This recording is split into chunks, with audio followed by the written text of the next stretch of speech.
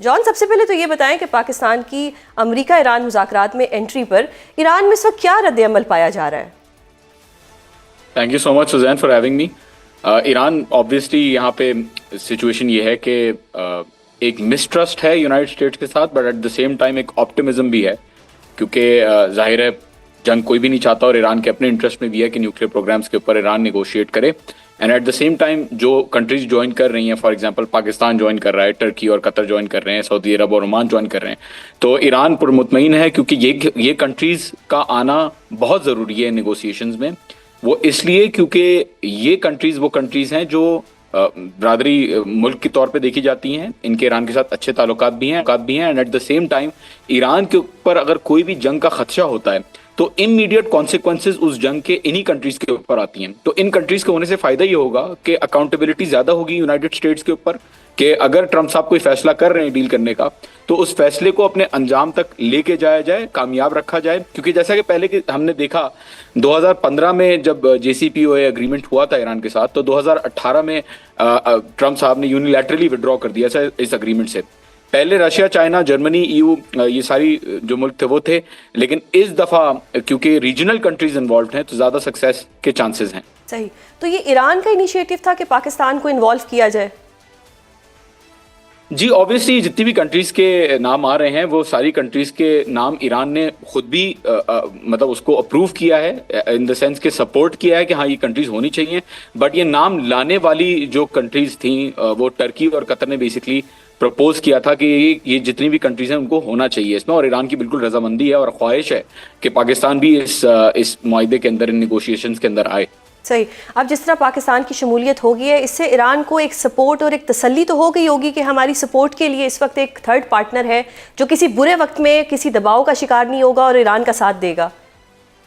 बिल्कुल, बहुत अच्छी बात की आपने। और सबसे इंपॉर्टेंट बात यह है कि पाकिस्तान इन दूसरी कंट्रीज जितनी भी हैं निगोशिएशंस में, इन सारी कंट्रीज से ज्यादा इंडिपेंडेंट है। पाकिस्तान के कभी भी उस तरीके से कॉम्प्रोमाइज पोजीशन में पाकिस्तान नहीं रहा जिस तरीके से दूसरे कुछ मुल्क हो चुके थे इजराइल के साथ। और पाकिस्तान एक न्यूक्लियर पावर है, एक स्ट्रेंथ की पोजीशन से पाकिस्तान बात करता है, और पाकिस्तान के नेगोशिएशंस में आना एक ईरान के लिए बहुत बड़ी सपोर्ट है।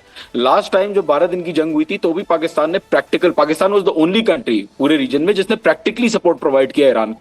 तशक्कुर के नारे भी लगे ईरानियन पार्लियामेंट में, और इस दफा भी पाकिस्तान का आना एक रीअश्योरेंस है कि पाकिस्तान और ईरान दोस्त ममालिक हैं और पाकिस्तान ईरान के साथ खड़ा हुआ है इन दीज टफ टाइम्स। अच्छा, अब मुझे बताएं कि ये जो न्यूक्लियर डील है इसके हवाले से ईरान पर कितना दबाव है, क्योंकि ट्रम्प साहब तो एक धमकी दे रहे हैं कि अगर डील ना हुई तो उसके संगीन नताइज होंगे। देखिए, बड़ा इंटरेस्टिंग सवाल है ये। ट्रम्प साहब जो चाहते थे और अब जो उनको मिलने वाली है, उन दोनों डील्स में बहुत बड़ा फर्क है। ट्रम्प साहब की जो पहली डिमांड थी, जबकि ट्रम्प साहब की नहीं, मैं कहूंगा इजराइल की जो डिमांड थी वो ये थी कि न्यूक्लियर प्रोग्राम खत्म हो जाए, बैलिस्टिक मिसाइल्स के ऊपर कैप लग जाए, जो रेजिस्टेंस को सपोर्ट दे रही है ईरान वो खत्म कर दे, और इजराइल के खिलाफ बोलना बंद कर दें ईरान के अंदर पॉलिटिशियंस। इससे आपको डायलॉग चेंज होता हुआ नजर आया। 2-3 दिन पहले जब ट्रम्प साहब ने रिमार्क्स दिए तो उन्होंने दो बातें की। पहला, न्यूक्लियर प्रोग्राम के ऊपर उन्होंने अपने आप को रिस्ट्रिक्ट किया, और दूसरा प्रोटेस्टर्स के इशू के ऊपर। बात सारी ये है कि न्यूक्लियर प्रोग्राम पे तो ईरान पहले दिन से रेडी है टू टॉक, और ईरान तो कह रहा है कि हमें न्यूक्लियर वेपन नहीं बनाना, आप हमारे साथ डील करें। 2015 में भी इन्होंने डील की, और इस दफा भी ईरान यही कह रहा था कि अगर आपको डील करनी है तो आप न्यूक्लियर प्रोग्राम के ऊपर डील करें, बाकी सारी बातें are out of the question and we will not put a cap on our missiles और एनीथिंग लाइक दैट। तो जाहिर सी बात है, अब जो धमकियां हैं ट्रम्प साहब की वो इवॉल्व होके, चेंज होके towards the nuclear programme restrict हो गई। और ईरान को इस चीज से कोई मसला नहीं है। शुरू दिन से ईरान कह रहा है कि अगर नेगोशिएट करना है तो we are ready, but fair and equitable negotiations होनी चाहिए। आपने देखा कि बेड़ा भी खड़ा हुआ था और उससे कोई मतलब कितने दिनों तक वो खड़ा रहा, और कोई 4 नुकात के ऊपर जो है वो ईरान ने बात करना भी पसंद नहीं किया। सही, अब मुझे बताएं, मुज़ाकरात क्योंकि टर्की में हो रहे हैं, तो how do you see the role of Turkey इस सारे सिनेरियो में? The role of Turkey is of course important in this matter. Turkey जाहिर सी बात है एक बड़ी ऐसी पोजीशन में है जहां वो इंस्टेबिलिटी बिल्कुल भी अफोर्ड नहीं कर सकता, और टर्की एक ऐसा मुल्क है जो जाहिर है चाहता है कि उसके बॉर्डर्स के ऊपर कोई भी ऐसी इंस्टेबिलिटी, उनका अपना कुर्दिस्तान का मामला एक है, क्योंकि ईरान के अंदर अगर इंस्टेबिलिटी होती है तो नॉर्थ वेस्टर्न रीजन में जो कुर्दिस्तान है वो टर्की को बहुत ज्यादा इफेक्ट कर सकते हैं।